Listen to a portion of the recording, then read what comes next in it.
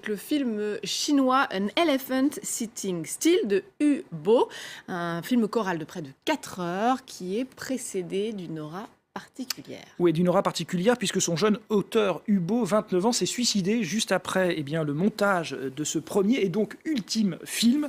Un film fleuve, vous l'avez dit, près de 4 heures, qui a été adoubé par de prestigieux parrains.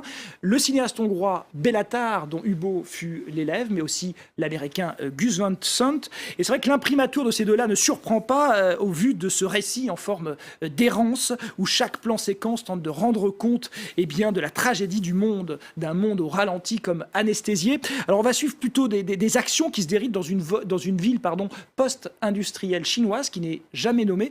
Et on va suivre la trajectoire de personnages plutôt acculés. Il y en a un qui vient de tuer accidentellement un autre et donc qui se retrouve poursuivi. Une jeune femme qui essaie de se libérer de l'emprise d'une mère. Et tous ces personnages qui vont se croiser n'ont qu'un but d'une certaine manière, c'est voir un animal de foire.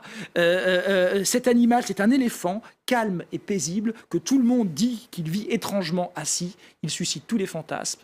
Je propose de regarder.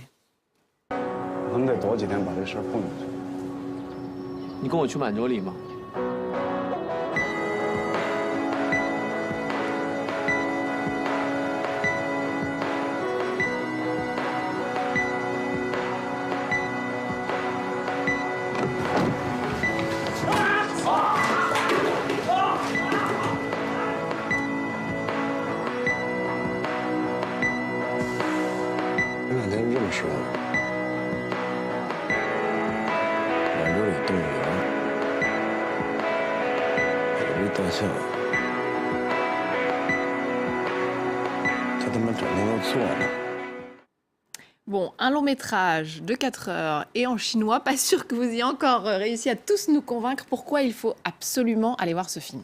Peut-être rappeler aux spectateurs et aux spectatrices que le cinéma, et c'est pas naïf de dire ça, mais c'est aussi un voyage, et ça doit être même à chaque fois, on doit exiger ça. Et effectivement, c'est une expérience envoûtante. C'est vrai que la durée déjà permet ça, c'est-à-dire qu'on sort de là comme dans une espèce de torpeur absolue, mais c'est surtout un film certes au long cours, mais ultra sensible, vraiment, romantique, tragique, porté par une mise en scène gracieuse. C'est vrai que la caméra suit les protagonistes avec une égale empathie, qu'ils soient bons ou mauvais, en tout cas supposément bons ou mauvais, et accompagne chacun de leurs gestes et n'hésite pas à laisser le hors-champ infuser lentement ses trajectoires. Voilà, Hu Bo ne cherche pas le naturalisme forcé de sa mise en scène. C'est pas un documentaire sur la Chine d'aujourd'hui, même si bien sûr elle est présente.